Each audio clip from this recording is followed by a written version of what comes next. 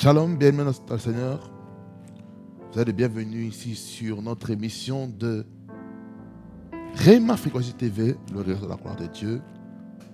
Nous sommes dans un moment où la parole de Dieu va être annoncée. Que le Seigneur vous bénisse abondamment, fasse beaucoup de bien. En tout cas, c'est vraiment une grâce de me trouver devant vos écrans en ce moment. Et si c'est votre première fois que vous tombez sur cette chaîne YouTube, en tout cas, vous pouvez déjà commencer à vous abonner, à activer la notification, afin d'avoir les nouvelles de chaque nouvelle vidéo qui sera postée, que ce soit une vidéo normale comme les shorts. Amen. Et n'oubliez pas de liker, de commenter, de partager avec quelqu'un qui a besoin d'être fortifié, qui a besoin d'être édifié, qui a besoin d'être exhorté, qui a besoin d'être consolé par la parole de Dieu, qui va lui permettre de grandir spirituellement. Vous êtes prêts? Si vous êtes prêts, attachez vos ceintures, parce que nous allons décoller dans les hauteurs de la gloire de Dieu. Et je sais que Dieu va devoir vous parler très fortement, parce que Dieu a une parole pour vous. Je suis convaincu de cela. Parce que moi-même, Dieu a une parole pour moi. Parce que la parole déclare, l'homme ne vivra pas de pain seulement, mais de toute parole qui sort de la bouche de Dieu. La Bible déclare que c'est poussé par l'Esprit de Dieu que les hommes ont parlé de la part de Dieu. Raison pour laquelle nous allons prier pour la parole. Parce que nous ne voulons pas juste écouter une parole de plus. Mais nous voulons être édifiés, être remplis de la présence de Dieu. Être remplis du rhéma de la parole. Nous ne voulons pas juste seulement que la parole soit seulement le logos. Ce n'est pas ça ce qui nous intéresse aujourd'hui. C'est le rhéma. Nous voulons que lorsque la parole de Dieu va être annoncée, qu'un besoin spécifique que vous rencontrez, je ne sais pas pourquoi vous passez, qu'au travers de ce message, que vous puissiez trouver quelque chose qui va vous bâtir, qui va vous amener très haut avec le Seigneur en tout temps, en toutes circonstances. Amen. Nous prions le Seigneur. Seigneur Jésus-Christ, merci pour ce moment que tu permets d'avoir dans ta sainte présence. Le Dieu des esprits des prophètes qui nous parle tantôt d'une manière, tantôt d'une autre. Seigneur, nous avons besoin de toi afin que ta parole soit limpide, afin que ta parole amène une réforme, afin que ta parole amène l'Église à être forte, comme dans l'Église primitive. Au nom puissant de Jésus, que nous prions ainsi. Et je prie pour le prédicateur qui va prêcher la parole. Je prie qu'il soit conduit par le Saint-Esprit. Que la chair ne prenne point le dessus, mais qu'il puisse prêcher la parole en bonne et due forme. Ta parole déclare, Seigneur Jésus, que tu veux que tout homme soit sauvé et parvienne à la connaissance de la vérité. Et cette vérité la rendra libre celui qui prendra connaissance de cette vérité. Seigneur, nous refusons de périr par manque de connaissance et nous refusons aussi de périr par manque d'obéissance à l'application de la parole qui a été prêchée, entendue, reçue dans l'esprit, afin de le matérialiser dans le monde physique en passant par l'âme au nom de Jésus. Louange, honneur et majesté reviennent au nom de Jésus. Amen. Shane kanama mama e marabakoto ya baba bose Emma, Emma, Emma.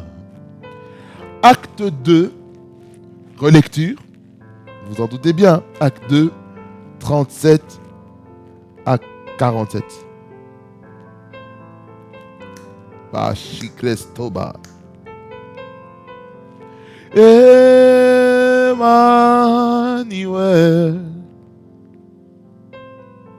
Une heure dans ta présence suffit pour changer une vie. Un temps de changement suffit. Tu peux tout restaurer, Emmanuel. Tu peux tout changer, Emmanuel. Rabababo, Kayababo, Sokaba. Seigneur, que ces lieux soient saturés de ta gloire. Au nom de Jésus. Amen. La Bible dit ceci. Après avoir entendu ce discours, ils eurent le cœur vivement touché. Et ils dirent à Pierre et aux autres apôtres, hommes frères, que ferons-nous?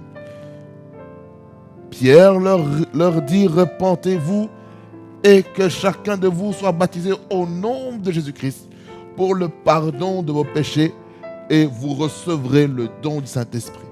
Car la promesse est pour ceux et pour vous, pour vos enfants et pour tous ceux qui sont au loin, en aussi grand nombre que le Seigneur notre Dieu les appellera.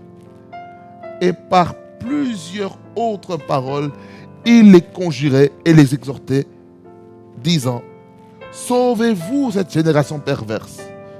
Ceux qui acceptèrent sa parole furent baptisés, et en ce jour-là, le nombre de disciples augmenta d'environ 3000 âmes. Ils persévéraient dans l'enseignement des apôtres, dans la communion fraternelle, dans la fraction du pain et dans les prières. La crainte s'emparait de chacun et il se faisait beaucoup de prodiges et des miracles par les apôtres.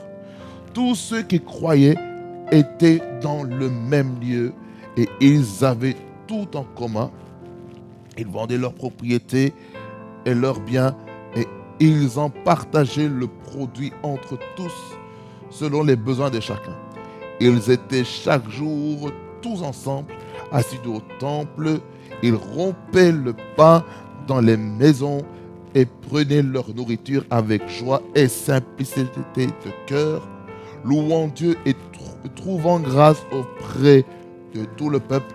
Et le Seigneur ajoutait chaque jour à l'église ceux qui étaient sauvés. Amen. Est-ce qu'on peut acclamer le Seigneur sans le commentaire de qui que ce soit? Bien-aimé Seigneur, nous sommes en train de parler depuis le début du mois sur la force de l'église primitive.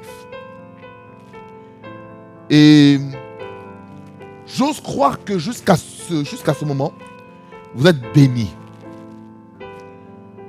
Dans le premier volet, on a pu définir la thématique en introduction. On a pu introduire qu'est-ce que c'était la force, qui venait un petit peu du mot dunamis, qui veut dire pouvoir, puissance.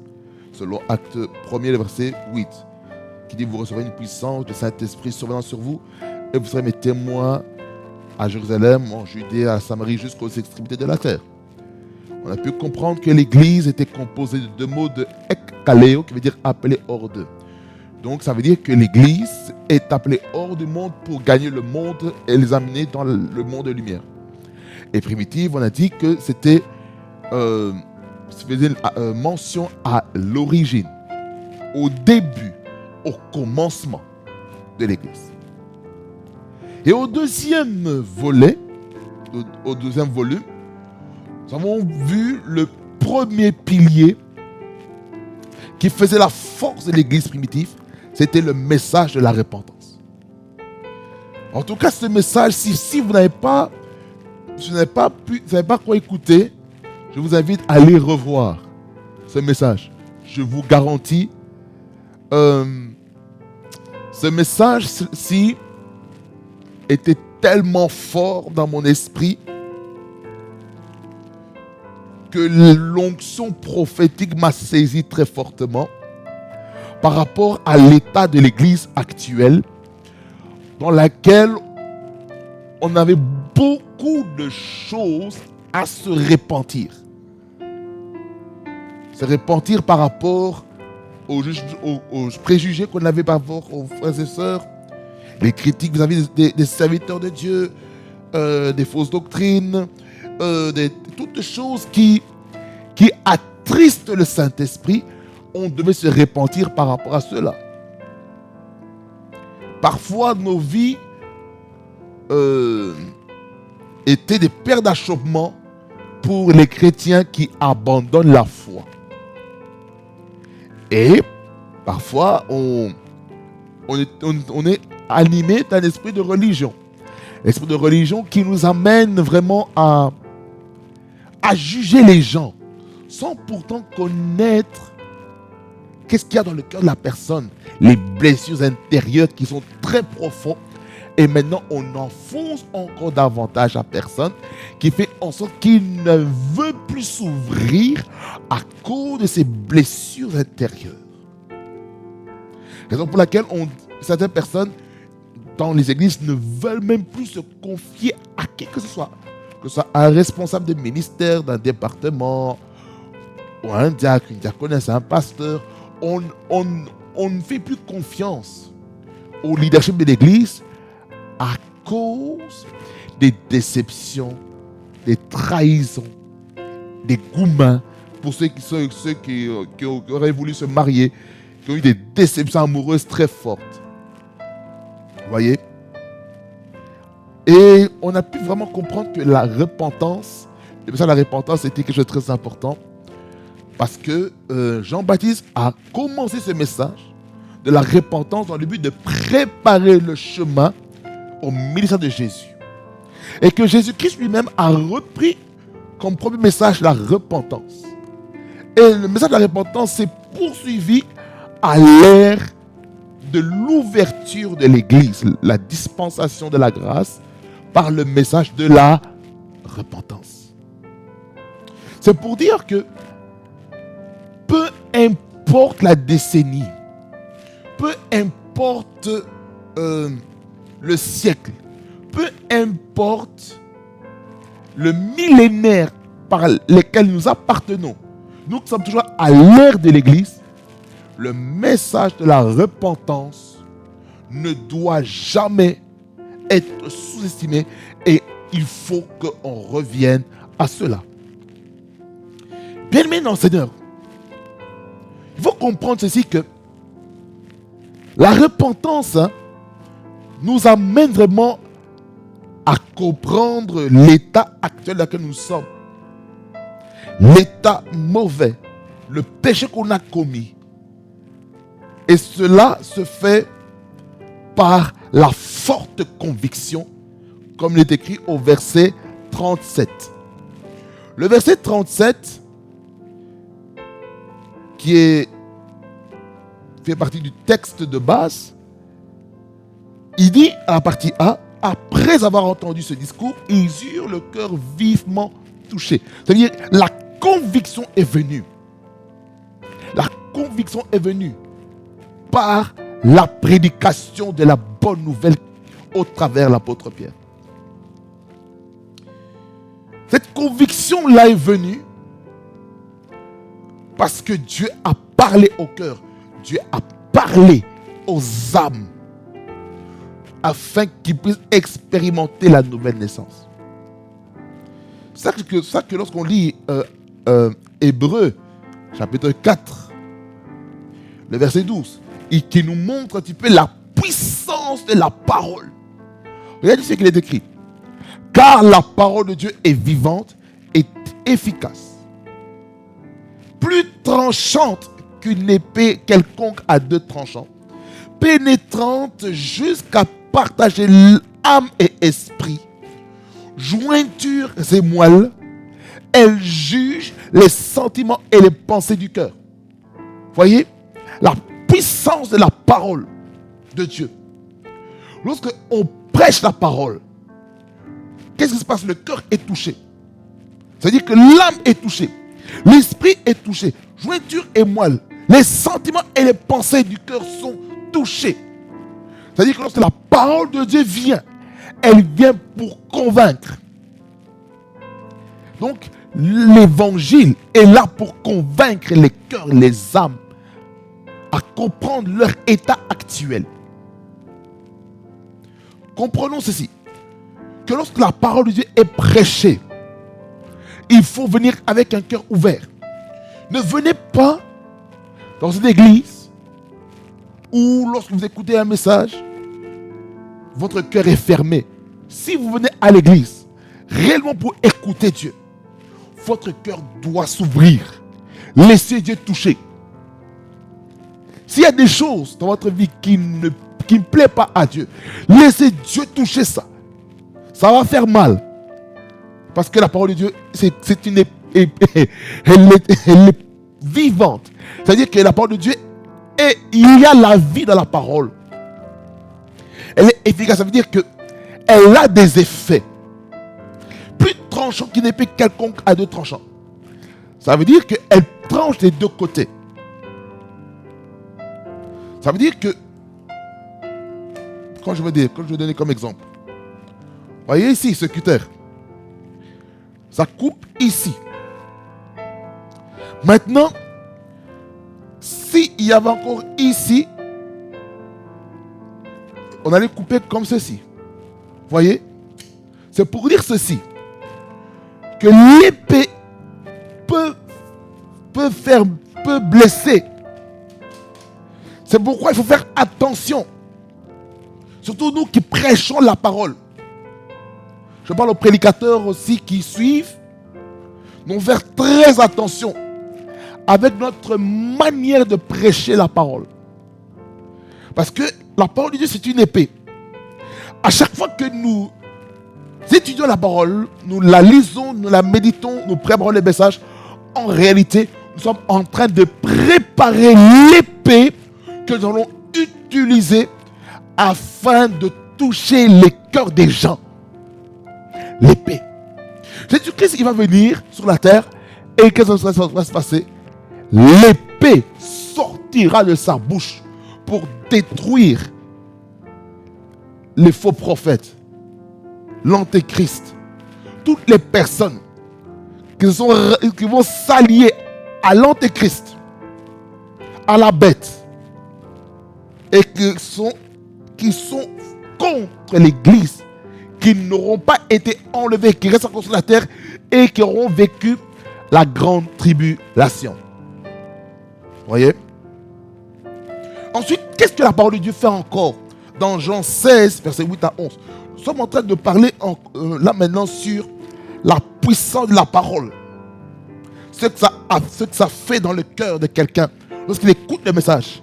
Il est écrit dans Jean 16, versets 8 à 11. Dans le contexte ici, dans la partie verset 7, il est en train de parler de la venue du Saint-Esprit. Et lorsque le Saint-Esprit viendra, il dit à partir du verset 8, et quand il sera, je vais aller verset 7 et puis jusqu'au verset 11, pour un meilleur contexte. Cependant, je vous dis la vérité, il vous est avantageux que je m'en aille, car si je ne m'en vais pas, le Consolateur ne viendra pas vers vous. Le Consolateur, c'est qui? C'est le Saint-Esprit. Mais si je m'en vais, je vous l'enverrai.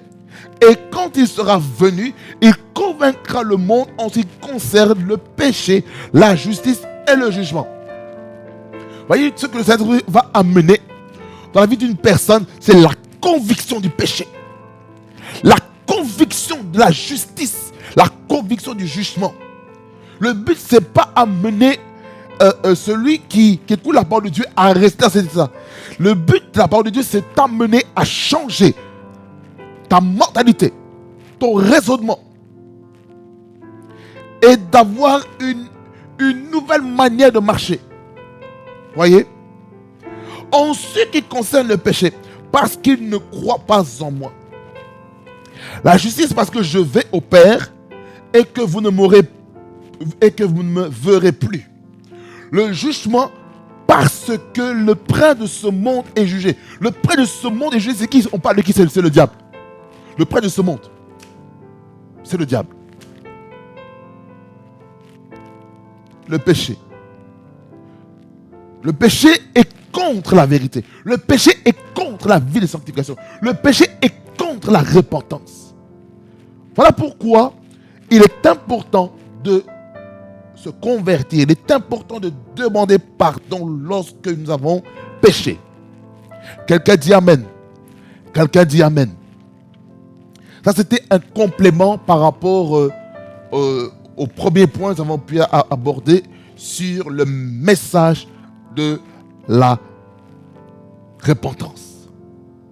Comme j'avais dit dans une de mes shorts, ici sur cette chaîne, c'est pas sur YouTube, j'ai dit ça sur TikTok, ce message, c'est que lorsque vous avez été convaincu du péché, votre mauvaise vie, et que vous êtes repenti, ne laissez pas le diable vous condamner encore.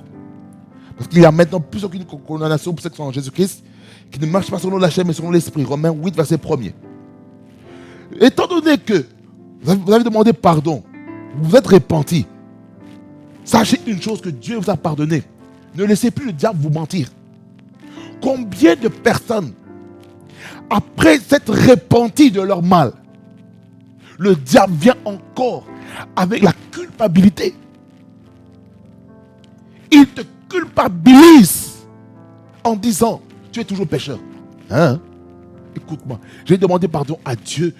Dieu m'a pardonné par la foi parce que je sais que le sang de Jésus-Christ coule dans mes veines et par conséquent, la puissance du péché est détruite dans ma vie. Amen. Donc, mon bien-aimé, ne te dis plus, oh non, je suis encore pécheur. Non, tu n'es plus pécheur. Lorsque tu as demandé pardon sincèrement à Dieu, tu n'es plus pécheur. Tu es justifié, tu es racheté et tu es assis à la droite de Dieu le Père. Amen. Je ferme le premier point. Le deuxième pilier, ce qui fait encore la force de l'Église, c'est la compréhension de la doctrine des baptêmes. Ou je dirais mieux, la compréhension des types de baptêmes. Venez maintenant, Seigneur. Une église qui ne baptise pas les gens n'est pas une église. Il faut baptiser les gens. Et ici, j'aimerais vous parler de 4 types de baptêmes. J'en ai parlé un petit peu sur comprendre la doctrine au mois d'avril, si ma mémoire est bonne, sur comprendre la doctrine. Alors, bien-aimés Seigneur, c'est qu'il faut comprendre que le baptême du mot grec baptizo fait mention d'être immergé, submergé dans quelque chose. Ça veut dire que c'est ton corps entier, c'est tout ton être entier qui est plongé. C'est ça le baptême. Vous devez savoir que le baptême fait partie des éléments doctrinaux dans lesquels on peut parler dans comprendre la doctrine. Hébreux chapitre 6 verset 1er à 2. Je relis encore ce passage que nous avons lu au mois d'avril. C'est pourquoi, laissant les éléments de la parole de Christ, tendons à ce qui est parfait, sans poser de nouveau le fondement du renoncement aux œuvres mortes, de la foi en Dieu, de la doctrine des baptêmes, de l'imposition des mains, de la résurrection des morts et du jugement éternel. Donc tout ça, c'est doctrinal. Et c'est vraiment systématique. Vous allez comprendre que dans la doctrine des baptêmes, il y a différents types de baptêmes. Différents types de baptêmes, ça nous permet de comprendre de quoi il s'agit. Alors, avant d'aller vraiment dans le sujet, je vais vraiment introduire un petit peu la pensée. Ce baptême d'eau, ou peu importe le type de baptême, ça ne doit pas être négligé. Ça doit être abordé. Ça doit être clair et précis. Alors,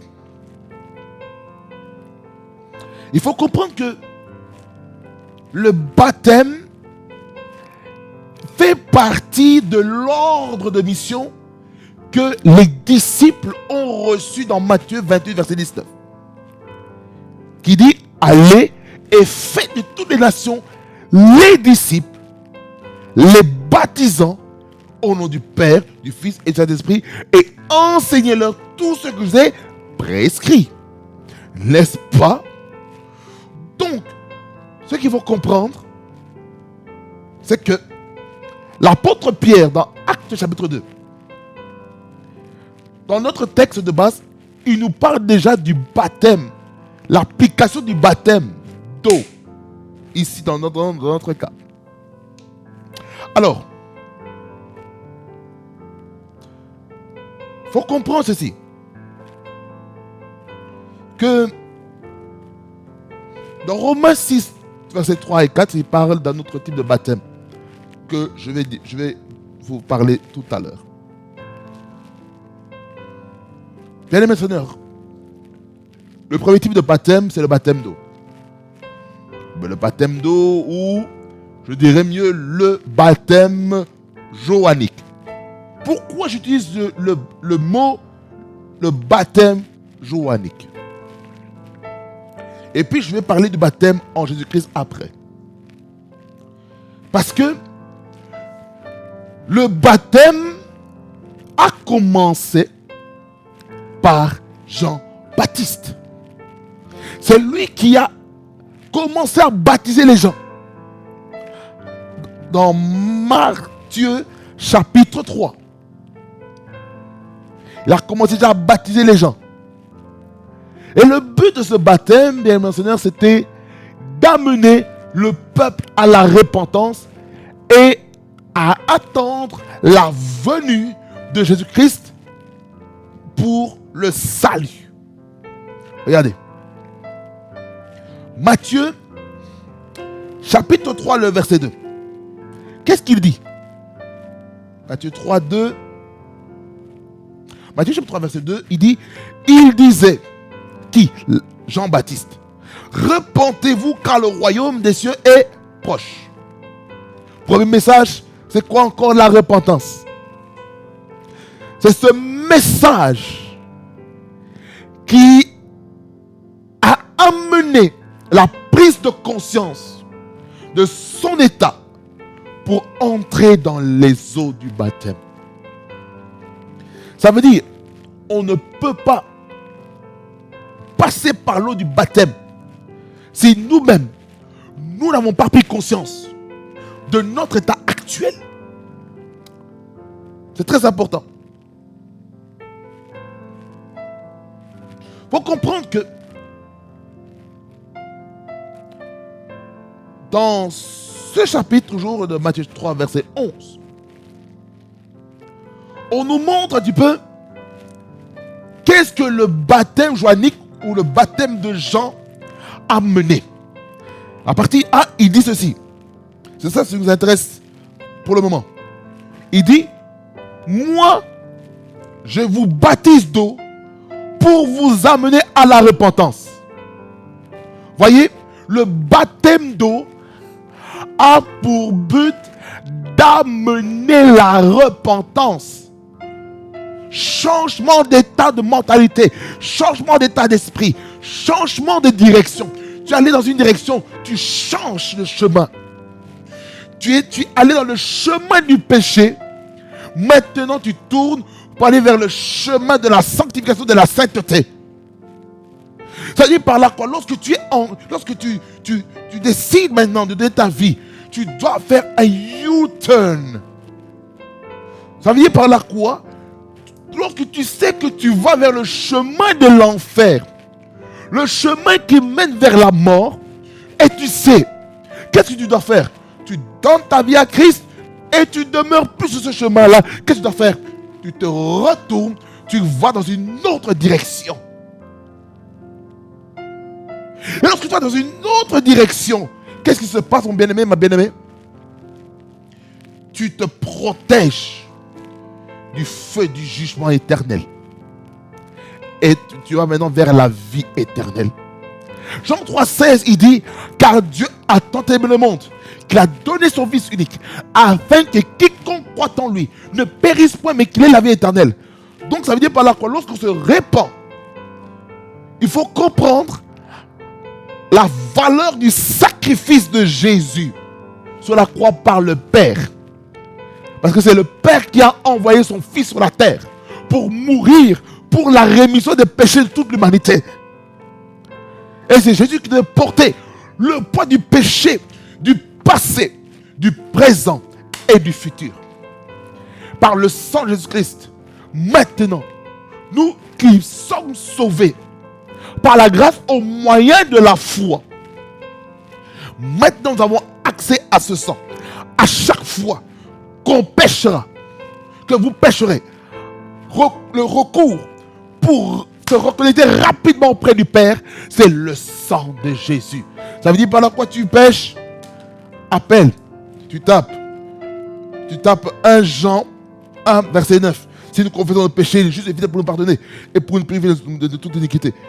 Tu appelles, papa, tu as dit dans ta parole, si nous confessons notre péché, il est juste et fidèle pour nous pardonner et pour nous priver de toute iniquité. C'est pourquoi je viens auprès de toi, je t'appelle pour te dire, voilà que j'ai péché, j'ai commis ça, et par ta parole, j'invoque le sang de Jésus-Christ. Ta parole déclare dans Kabakono Roboska, Karamanekroto Kabambese de Kesta. Dans Apocalypse, chapitre 13, le dernier verset, tu dis dans ta parole, ils l'ont vaincu à cause du sang de l'agneau et à cause de la parole de leur témoignage. Allons lire la parole. Allons lire. De peur que je dise quelque chose qui est hors parole. Vous voyez? Yakariata sata kete krostoko baba babaske. Kenda rabando, koriabande, koriabaska, tabasukobatigis, evoties kabande, minarata mayoshi grasta.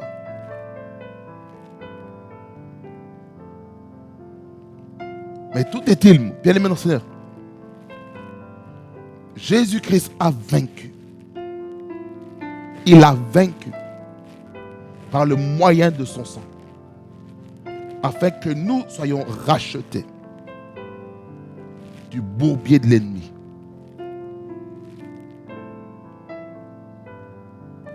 Amen. Le baptême de Jean, c'était pour la purification, la sanctification.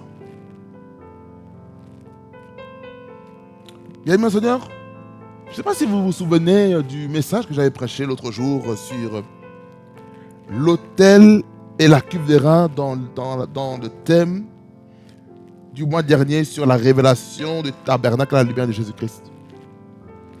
J'avais abordé un point sur la cuve des reins dans laquelle il fallait se purifier les mains et les pieds avant d'exercer le ministère, le service sacerdotal dans l'attente d'assignation au risque de mourir.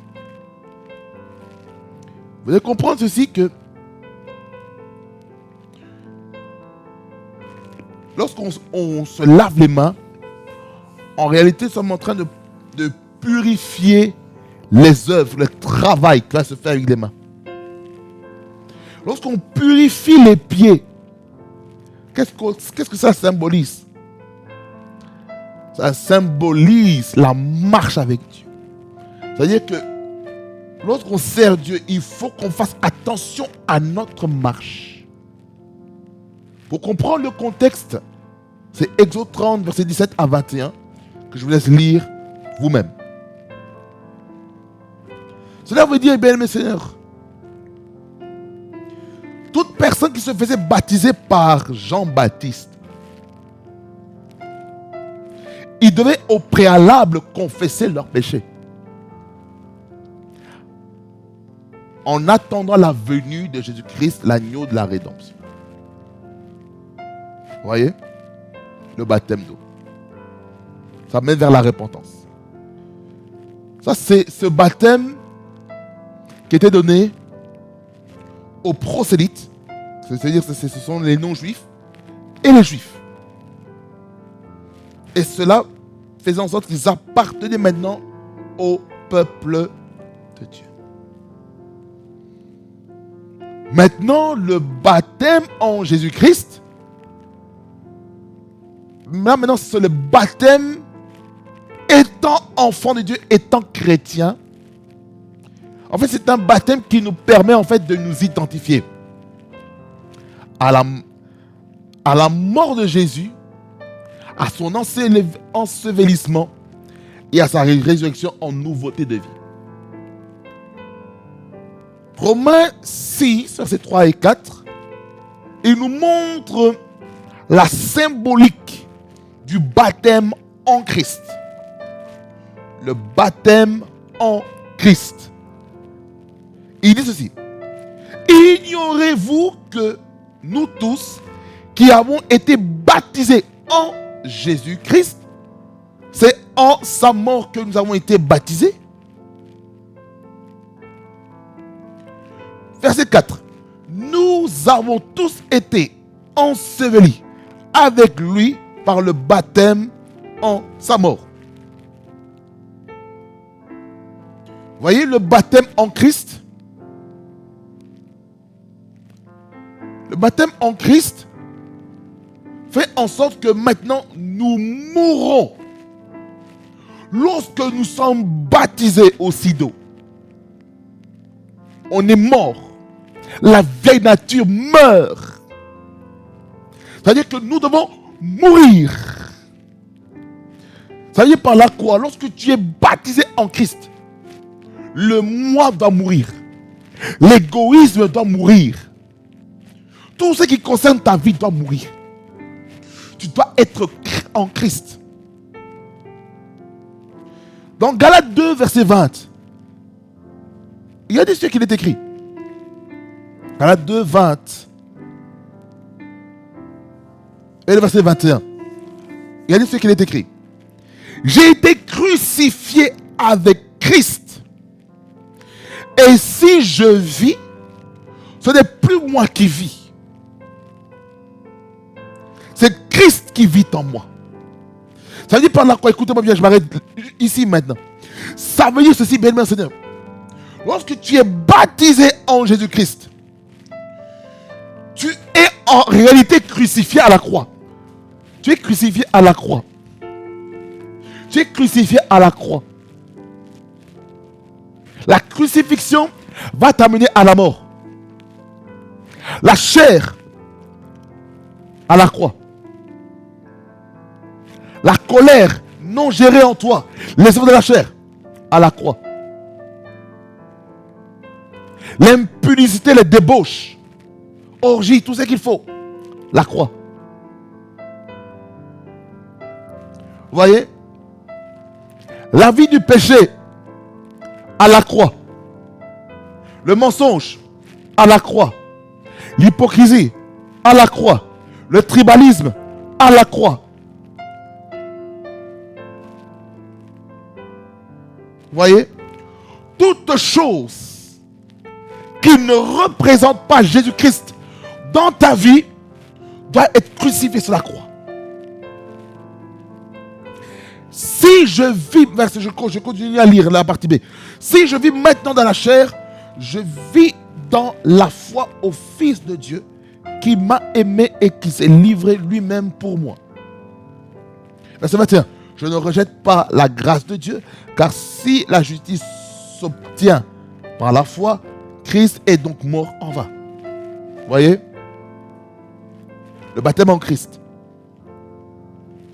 nous permet de nous identifier à la mort. Crucifixion. Lorsqu'on te baptise, tu meurs. Tu es mort.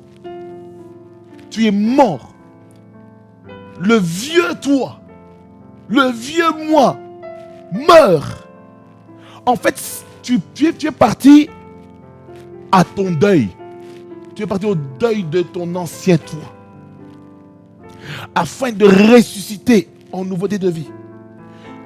Quand je parle de l'enterrement, ça c'est le deuxième point, c'est l'ensevelissement. C'est le deuil.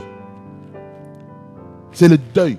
Ça veut dire que tu fais ton deuil de ton vieil homme. Le moi là qui veut dominer sur toi. Tu l'enterres. Tu oublies. Tu pleures. Tu abandonnes. Pour faire quoi? Pour ressusciter en Christ en nouveauté de vie. C'est-à-dire que lorsque tu sors de l'eau du baptême, spirituellement, tu es une nouvelle personne. Ça veut dire ceci. Quand Jésus-Christ a été crucifié sur la croix, j'ai été crucifié sur la croix. Quand Jésus-Christ a été enseveli dans le séjour des morts, j'ai été enseveli dans le séjour des morts. Quand Jésus-Christ est ressuscité le troisième jour, en nouveauté de vie, j'ai été ressuscité d'entre les morts en nouveauté de vie.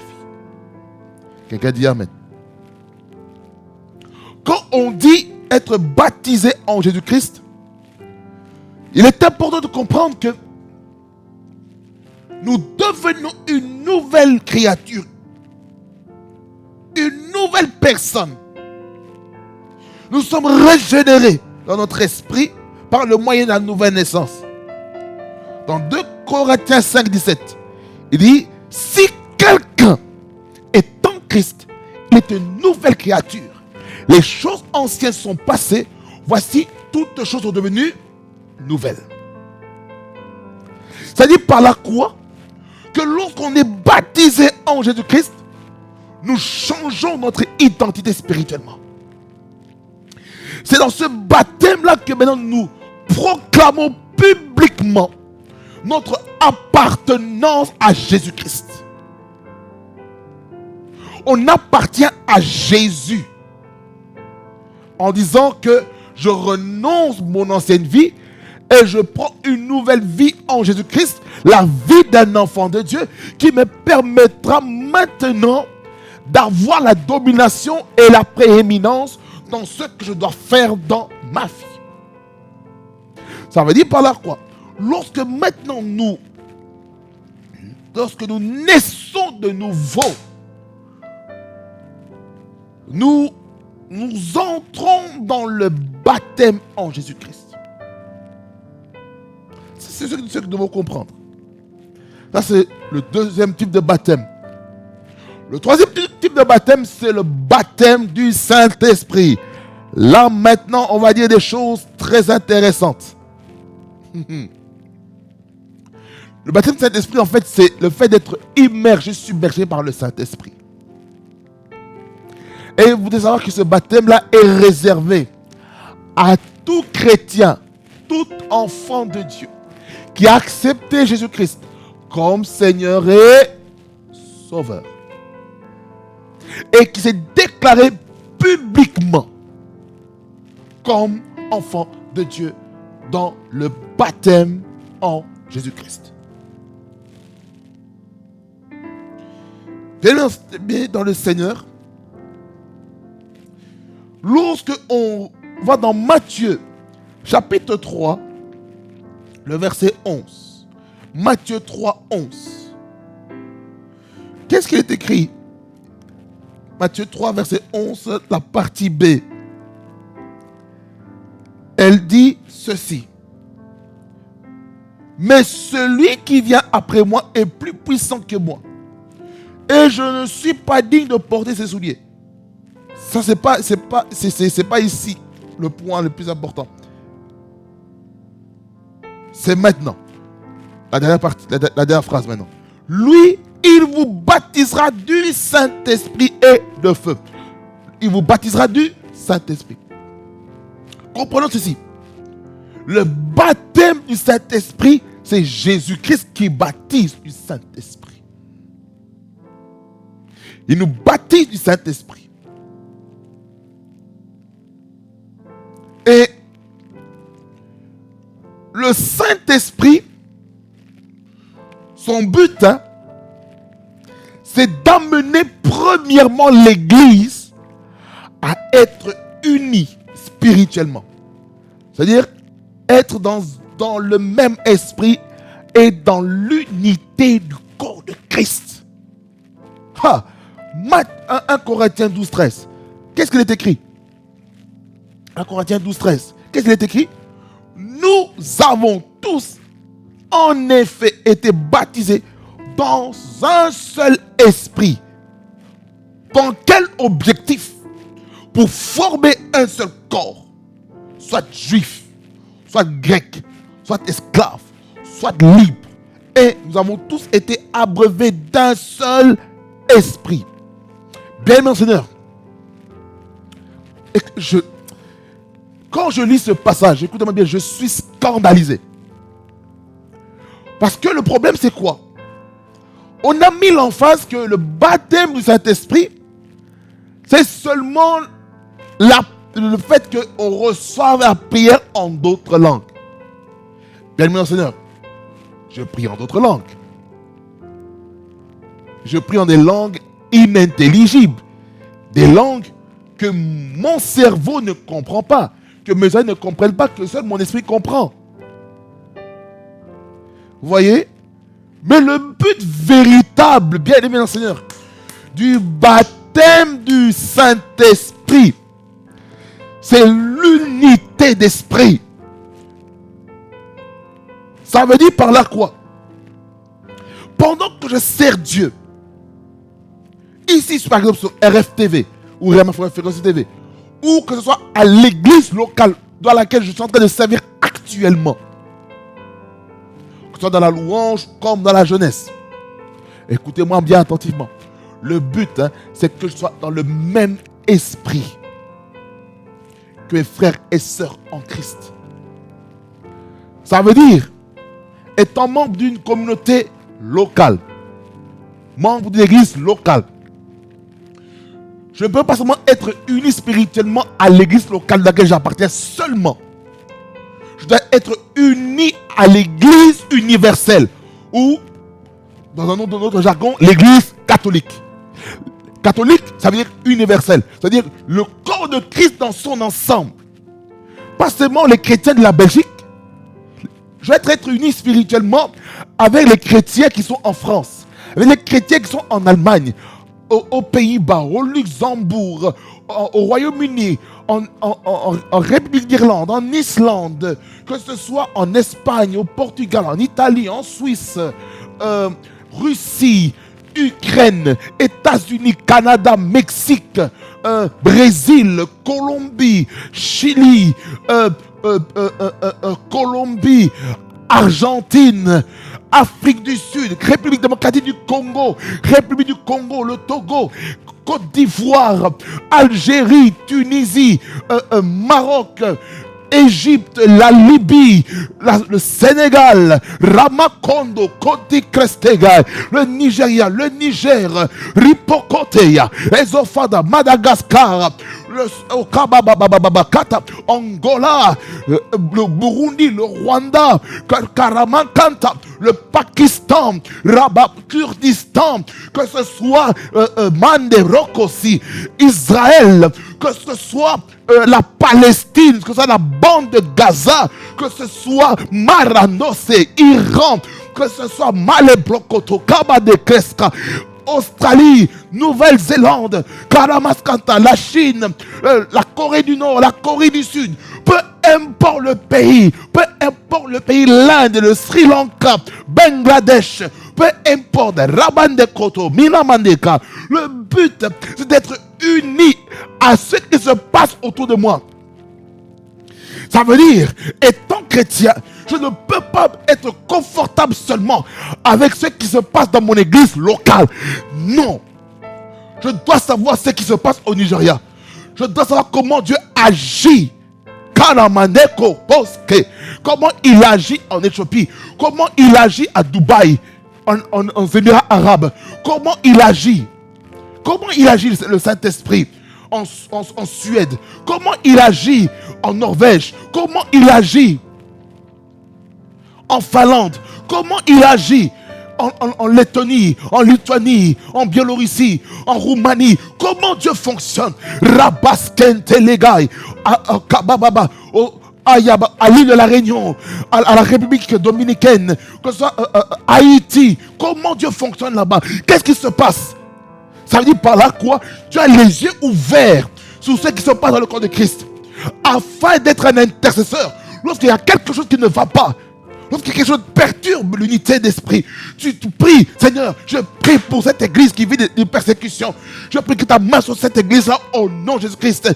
Il y a des églises peut-être qui manquent un bâtiment. Tu pries, Seigneur, oh Dieu, ouvre les portes afin que telle église, telle assemblée puisse trouver leur propre bâtiment, qu'ils puissent acheter, qu'ils aient la capacité d'acheter, au nom de Jésus-Christ.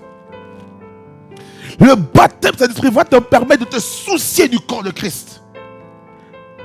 Tu vois, il y a des fausses doctrines qui sont prêchées et qui perturbent l'unité de l'église, qui perturbent l'unité du corps de Christ. Qu'est-ce que tu dois faire, mon bien-aimé? Intercède. Dis, Seigneur, je prie au Dieu afin que toutes les fausses doctrines, les faux prophètes, les faux apôtres, les faux enseignants de la parole, Sacristobre de Kenya, Manderoboski, Rababaskata, arrêtent leurs œuvres, leurs manigances.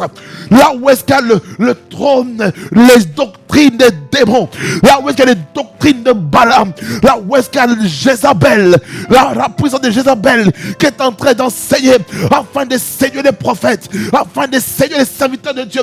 Tu pries, Seigneur, que ce vent s'arrête dans les églises au nom de Jésus-Christ.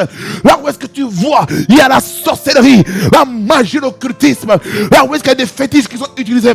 Dis, Seigneur, que ces fétiches, la magie, l'occultisme dans l'église, là où est-ce qu'il y a l'initiation, Ramabaskante, dans les loges maçonniques, pour avoir la puissance afin de faire tomber les gens à l'église.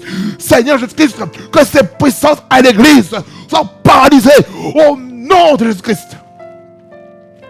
Tu pries pour l'unité de l'église. Quand on parle de l'unité, bien aimé Seigneur, lorsqu'on parle de l'unité, ça veut dire par là quoi? Il faut connaître sa place. Ça veut dire par là quoi?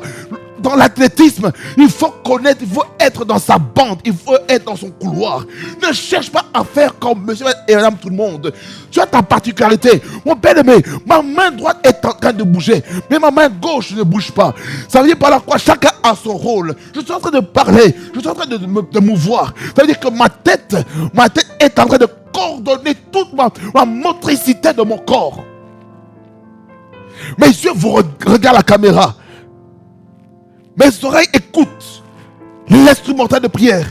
Repoku manekai. Mariboko so dereto so glotoko bababa. La rosegeba kisto ramakelele roshi. Rukun marebos kai kobolo posige bababaska. Écoutez-moi bien. Ekoroboskata. Lorsque nous ne sommes pas unis spirituellement, le diable va jouer avec l'église. Le diable va fragiliser la force de l'église primitive.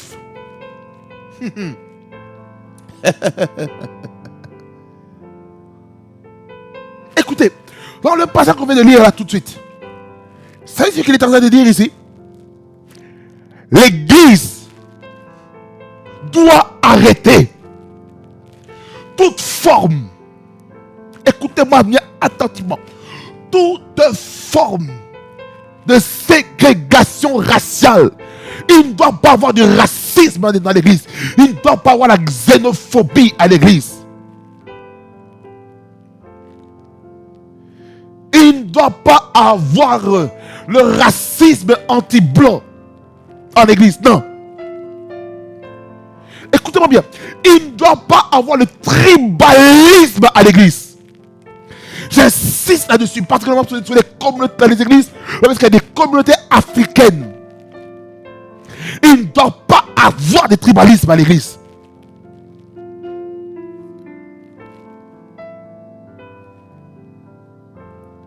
Un Bamileke doit coexister avec quelqu'un de Bakongo. de Bandundu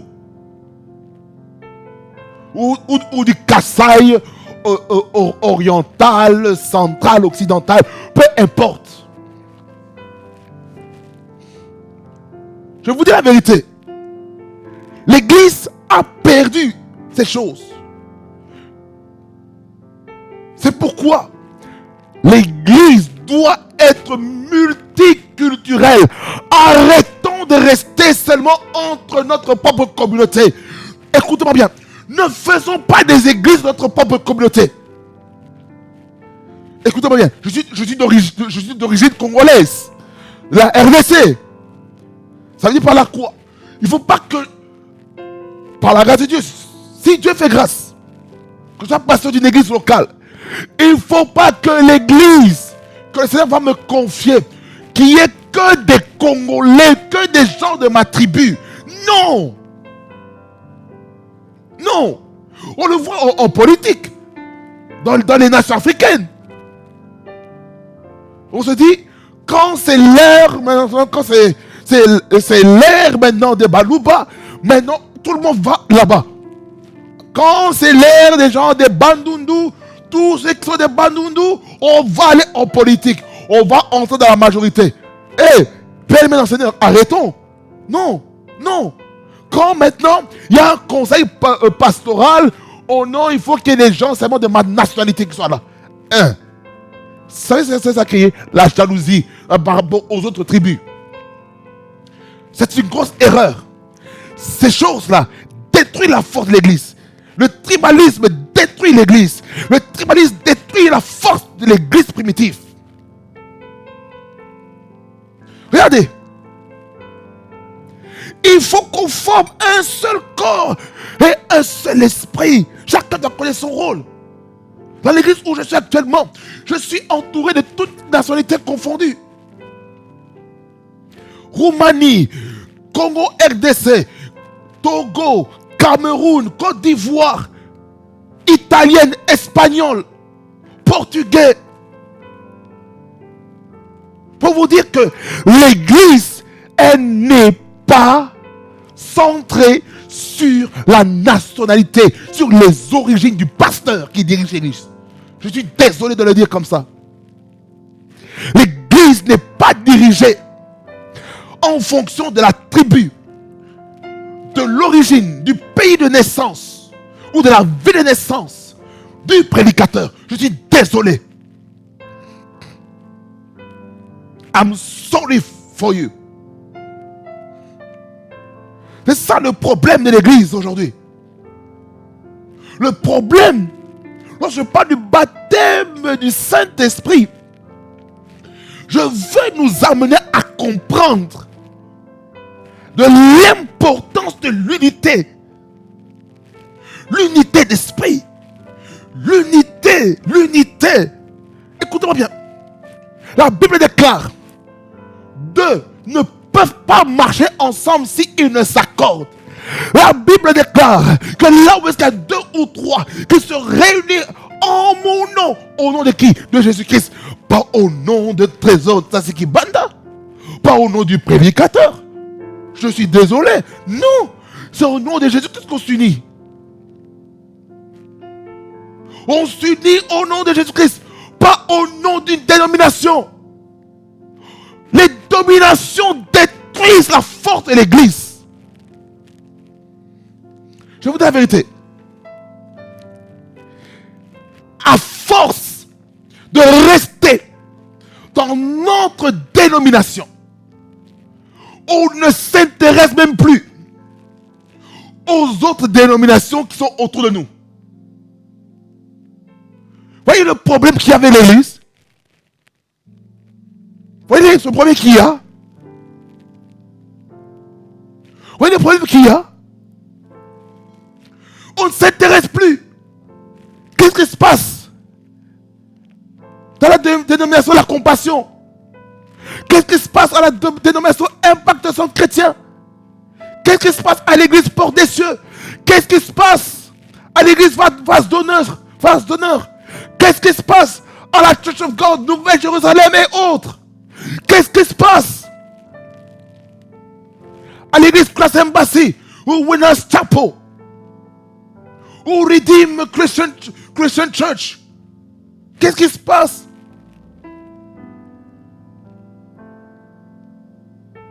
Ou on ne sait pas qu'est-ce qui se passe avec Revival Hub International, ou House of Salem, ou Remnant Christian Network. À force de rester cloisonné sur sa dénomination, on n'élargit plus maintenant son champ de vision. On est focalisé que sur nous, plutôt d'avoir le regard panoramique par rapport au corps de Christ. Écoutez-moi bien, le corps de Christ, ce n'est pas ton église locale. Ça, ce n'est qu'une cellule du corps. Ce n'est qu'une cellule. C'est comme si l'église à laquelle j'appartiens, c'est ce doigt-ci. Ça veut dire que chacun doit savoir là où est-ce qu'il est, mon bien-aimé, ma bien-aimée. Il faut comprendre ça. L'église n'appartient pas à une nationalité. Écoutez-moi bien. Dans ce texte encore, je reste là encore, je vais insister.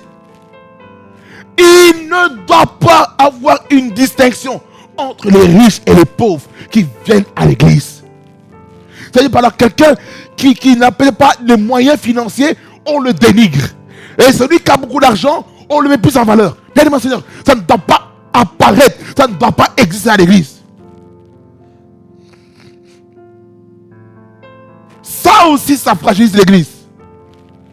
Celui qui a beaucoup d'argent, il a des responsabilités à l'église, il est responsable d'un ministère, il est dans le consistoire, il est dans le conseil pastoral de l'église, il est dans le conseil d'administration, il a beaucoup de responsabilités, mais celui qui n'a pas de fric, celui qui n'a pas d'argent, voilà, on ne donne pas de responsabilités à l'église. Keneniti, non. Ça, c'est une bêtise. Ça, c'est l'enfantillage dans laquelle nous sommes. C'est comme si nous sommes à l'école maternelle, dans laquelle maintenant oh, Jesus. Dans laquelle on va se plaindre tout le temps, se bagarrer, se disputer. Regardez ce qui s'est passé avec l'église de Corinthe. Des disputes. Oh, moi je suis de Paul, moi je suis d'Apollos, moi je suis de Céphas et moi je suis de Christ. Ma question, est-ce que l'apôtre Paul est mort pour toi? Est-ce que Apollos est mort pour toi? Est-ce que Céphas ou l'apôtre Pierre est mort pour toi? Mais c'est le Christ qui est mort. Mais pourquoi cette division dans l'église? Il faut qu'il y ait un réveil de l'amour, de l'unité dans le corps de Christ. Et ça commence à se faire, particulièrement dans la francophonie. Que le Seigneur bénisse les serviteurs de Dieu qui commencent à se rassembler, à s'unir les forces. Regardez, écoutez-moi bien. Les entreprises actuellement qui vivent des temps difficiles, vous savez ce qui se passe aujourd'hui? Il y a des fusions d'entreprises. Par exemple, en télécommunication. Orange et vous sont en train de fusionner. Parce que Orange a racheté vous. Et qui dit rachat dit fusion. Vous voyez? Étant donné qu'il y a une fusion, ça permet une survie financière, une survie économique et budgétaire. Vous voyez? Il y avait la banque Dexia. Elle est en train de faire faillite. Qu'est-ce qui se passe? L'État a racheté Dexia pour devenir Belfius. La banque Fortis, lors de la crise financière qu'il y avait en 2008-2009, qu'est-ce qui s'est passé? BNP Paribas, qui vient d'où? De la France, a racheté Fortis, banque qui est devenue maintenant BNP Paribas Fortis. Et maintenant, BNP Paribas Fortis a racheté, je dirais même, a fusionné avec la Banque de la Poste. Maintenant, la Banque de la Poste est devenue BNP Paribas Fortis. Nous sommes dans une ère de la fusion. Si les entreprises fusionnent, ils remettent toutes leurs ressources ensemble pour survivre économiquement, alors nous les chrétiens, combien de force nous ne pouvons pas le faire? C'est triste, hein? Regardez. Quand je parle de l'unité, Ephésiens 4, verset 4 à 6. Regardez ce qu'il est écrit. Il y a un seul corps et un seul esprit. Comme aussi vous avez été appelés à une seule espérance par votre vocation. Alors ici on parle de qui ici? C'est le Saint-Esprit. Verset 5. Il y a un seul Seigneur, c'est qui? C'est Jésus-Christ. Une seule foi, un seul baptême. Verset 6. Un seul Dieu et Père de tous, qui est au-dessus de tous, et parmi tous, et en tous. Voyez l'unité encore. L'unité entre le Père, le Fils et le Saint-Esprit. L'unité. Si l'Église n'est pas unie, à quoi ça sert de prier en d'autres langues? À quoi ça sert de faire le ministère ensemble s'ils ne sont pas unis? Trop d'ego. Le fait d'être égocentrique, ça tue la force de l'Église. Ça tue.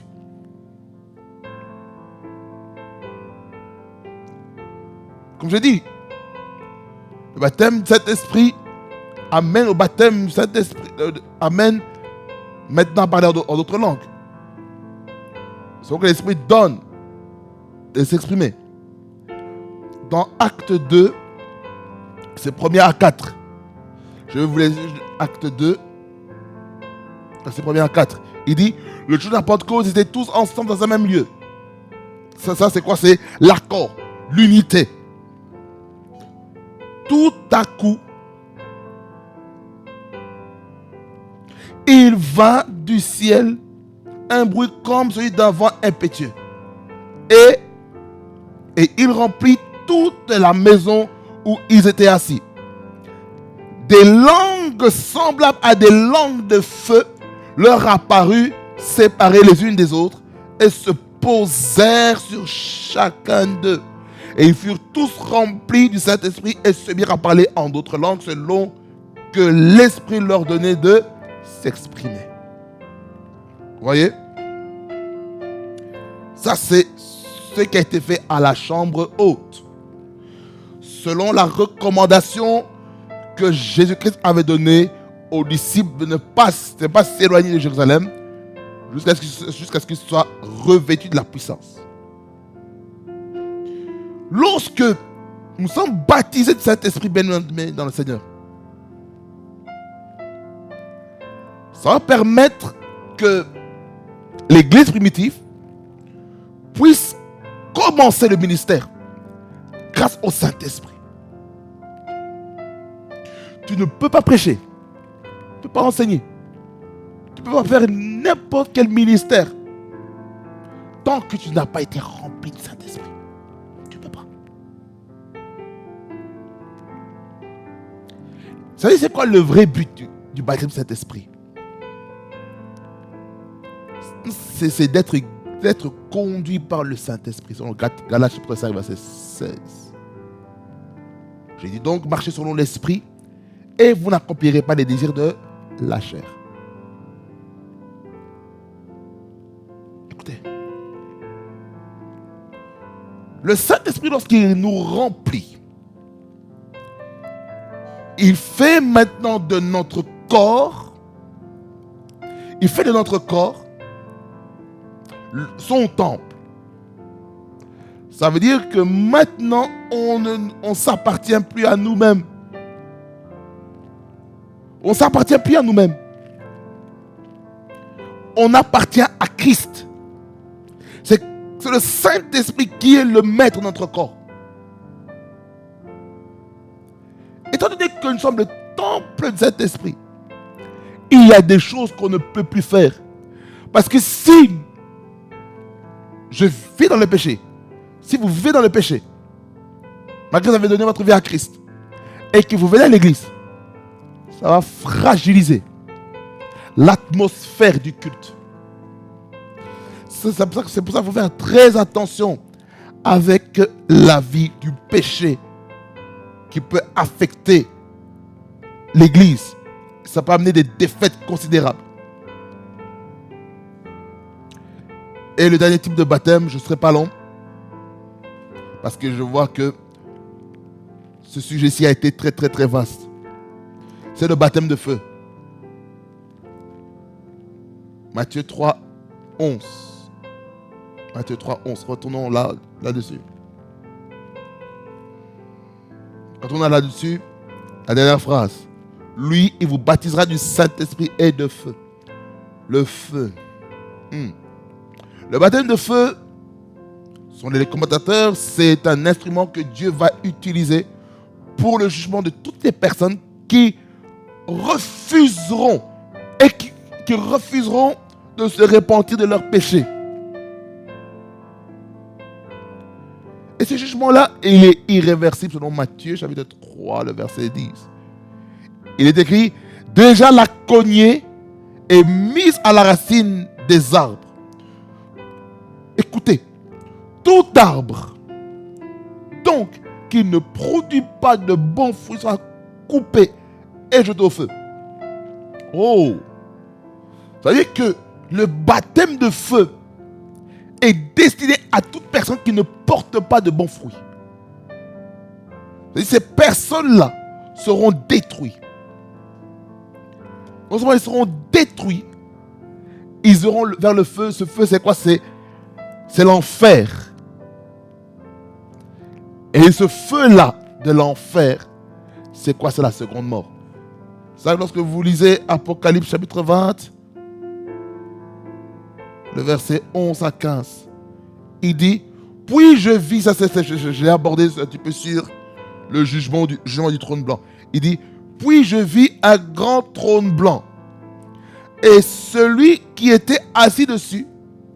La terre et le ciel s'enfuirent devant sa face. Et il ne fut plus trouvé de place pour eux.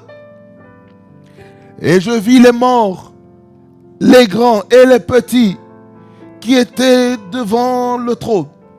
Des livres furent ouverts, et un autre livre fut ouvert, celui qui est le livre de vie. Et les morts furent jugés selon leurs œuvres, d'après ce qui était écrit dans ces livres. La mer rendit les morts, et qui étaient en elle, la mer rendit les morts qui étaient en elle. La mort rendit les morts qui étaient en elle. La mort et le séjour des morts rendit les morts qui étaient en eux. Et chacun furent jugés selon ses œuvres. Puis la mort et le séjour des morts furent jetés dans les temps de feu. C'est la seconde mort, les temps de feu. Quiconque ne fut pas trouvé écrit dans le livre de vie fut jeté dans les temps de feu. Amen. Bien, mes seigneurs, considérons ceci. Nous devons donner nos vies à Christ. Amen. Que ça vous bénisse abondamment. Fasse beaucoup du bien. Nous restons unis dans la parole, dans la prière, et on est ensemble. Père, merci pour ta parole, qui est la vérité. Merci de faire beaucoup du bien dans ta parole. Amène-nous à comprendre vraiment sur l'unité de l'Église. Parce que c'est ce que tu mets vraiment à cœur, que tu as pu assister dans mon esprit. Sur l'unité de l'Église, l'unité d'esprit, l'unité de corps du Christ. Merci de le faire au nom de Jésus-Christ. Louange, honneur, majesté reviennent. Toi, le roi des gloires, au nom de Jésus. Amen. Que ça vous plaise abondamment, fasse beaucoup du bien. On est ensemble en Jésus-Christ. Réellement Fréquence TV, le réseau de la gloire de Dieu. Soyez bénis au nom de Jésus. Amen.